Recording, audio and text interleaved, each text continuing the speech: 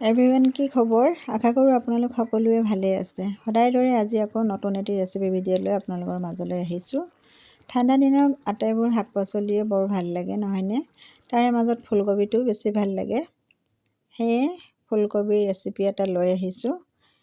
ইয়াৰ বাবে মই দুটা ফুলকবি ভালদৰে কাটি ধুই ল'লোঁ। ধুই অকণমান বইল হ'ব দিছোঁ, যিহেতু ফুলকবিত অলপ মেডিচিন দিয়া থাকে। স্বাস্থ্যৰ বাবে ভাল হয় বইল কৰি ল'লে। এতিয়া মছলাখিনি ৰেডি কৰি লৈছোঁ। বিলাহী, নহৰু আৰু সৰিয়হ পেষ্ট কৰি লৈছিলোঁ।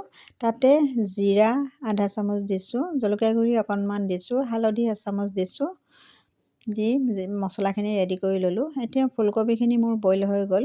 এতিয়া পানীৰ পৰা উঠাই ল'ম গোটেইখিনি। ইফালে কেৰাহী পাতি থৈছোঁ, মাছখিনি প্ৰথমতে ফ্ৰাই কৰি ল'ম। এনেদৰে গোটেই মাছখিনি ফ্ৰাই কৰি লৈছোঁ। মোৰ মাছখিনি ফ্ৰাই হৈ গ'ল। এতিয়া তেলৰ পৰা মাছখিনি উঠাই ল'ম। ইফালে ফুলকবিখিনি পানীৰ পৰা তুলি থৈছিলোঁ, বইল কৰি থৈছিলোঁ, সেইখিনি মই অকণমান ফ্ৰাই কৰি ল'ম। ইয়াত অকণমান হালধি গুড়ি দি দিম, অকণমান নিমখ দি দিম, যিহেতু ফুলকবিৰ মাজত তেতিয়া নিমখ সোমাই যাব, ভাল লাগিব খাই আৰু কালাৰটো খুব ভাল হ'ব। এনেদৰে গোটেইখিনি মই ফ্ৰাই কৰি ল'ম।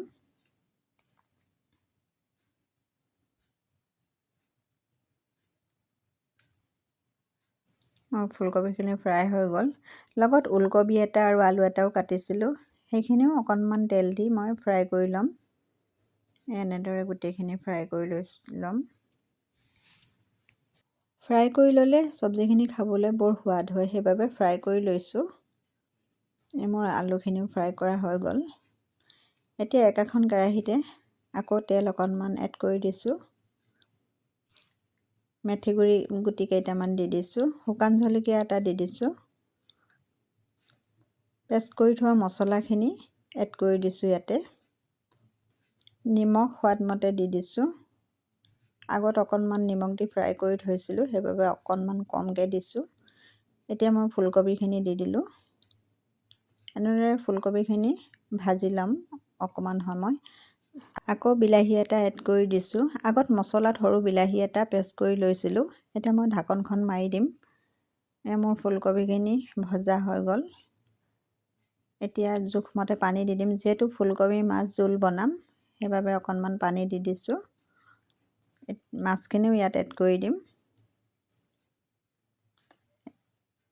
ঢাকনখন লগাই 2-3 মিনিটৰ বাবে কুক হ'বলৈ দিম।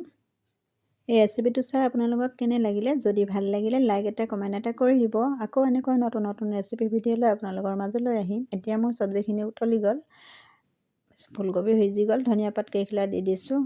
আকৌ নেক্সট ৰেচিপি ভিডিঅ' লৈ আহিম। আজিলৈ বাই।